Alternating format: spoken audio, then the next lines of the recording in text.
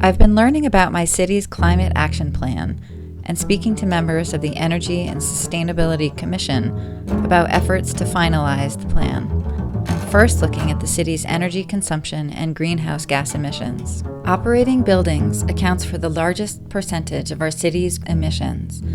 Therefore, improving the energy efficiency and energy consumption of buildings is a huge opportunity. For Northampton as a city, to get to carbon neutrality, we're going to need homeowners and landlords, business owners, and the city to each play its part.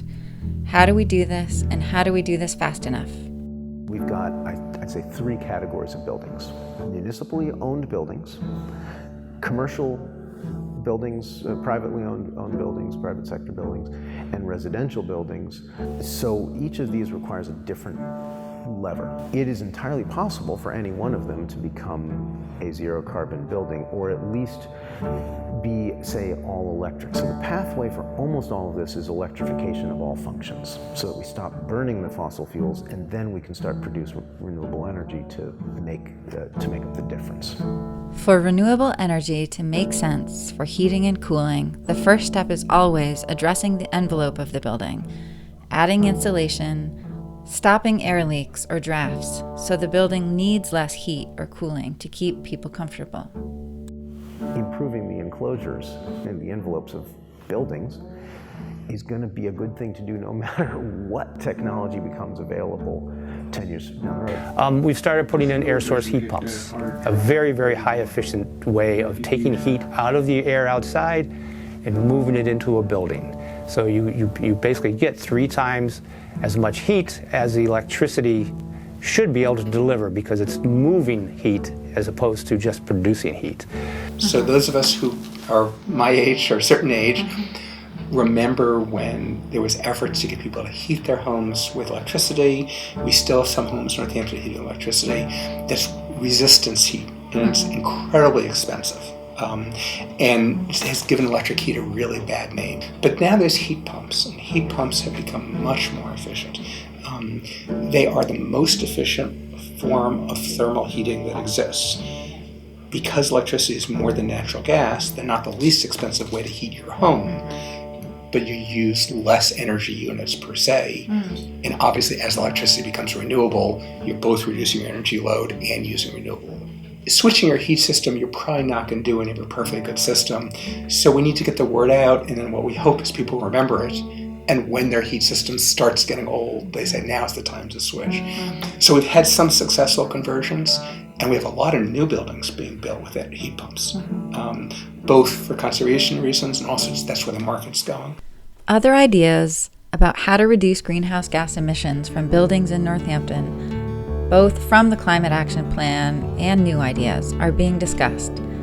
These ideas range from creating stronger building codes, to requiring energy disclosures on all buildings, to engaging the real estate market and mortgage lenders to value energy efficiency, to encouraging building smaller spaces, as well as establishing a city heating utility. Massachusetts has a building code that goes beyond the base code requirements, called the Stretch Code. Communities can adopt the Stretch Code, which requires more energy efficiency measures, and Northampton has. On the Home Energy Rating System, or HERS, the current Massachusetts Stretch Code scores approximately 55, which is better than the national average, but much higher than 0 or close to 0 scores the community will need to achieve for carbon neutrality. Building codes is an area the city could exert even more influence. We're not allowed to have our own building code, but if we give you a freebie in zoning, we say, for example, you can have greater density, you don't have to do some burden, we can require, in return for that, we can require you to do things. So right now we have a requirement that buildings be solar ready. You don't have to have solar PV on the roof, but you have to design the roof load so it could take solar. The most energy efficient building standard in the world is Passive House. Passive House requires a super insulated building envelope with double or triple paned windows. The envelope is so airtight that mechanical ventilation is needed. A passive house would require the least amount of energy to heat and cool, thus making net zero easy. The delta between Stretch Code and Passive House is, of course, shrinking and shrinking. It's getting closer and closer. It's still quite far away, but the upcharge for doing passive house, if you're good at it, if it's not your first time, and if you've got a system, can be zero. One could pass an ordinance that says, this is how we're going to do it. And the builders will complain because they have to do something new. But on the other hand, you are never going to get a code more aggressive than passive house, which means that you develop your system, you train your workers, you buy your equipment, and you do it once, as opposed to every 3 years you have to change how you do things to meet the new code. And there's no learning curve. You do it once. So if we can persuade enough builders, and we have a community here where we actually have those builders who have been going beyond code for a decade and doing really well. And so if any place could do it, I would think our place could do it. So mandatory energy disclosure is a policy that communities can put in place. Personally, I think a residential mandatory energy disclosure would be fantastic and important, particularly because of our affordable housing issues we have. If we're looking at how buildings and homes perform in terms of energy, that's going to adjust the market appropriately. Yes, you can't have someone paying $1,000 a month for rent, but in the winter they're paying $400 a month for heat. Like that is what we need to change the real estate market in Northampton. There's no other way to move residential owners or property owners to improve the energy performance, to make their homes carbon-free, ready, than to say it needs to be part of the appraisal, and the banks need to recognize the difference between good performing and poor performing. And then we need to get people engaged and driven around them. So it's not just the fringe, the 50 early adopters in the town. It's really how we do this neighborhood by neighborhood. We know that the average family size in Northampton and around the country is half what it was at the end of World War II, and yet the average dwelling unit is twice what it was at the end of World War II. So we have 4 times as much space for everybody as we did in 1945. Not suggesting that people suffer, but are there ways we can influence space? That's also an important part of the process. We have a water utility.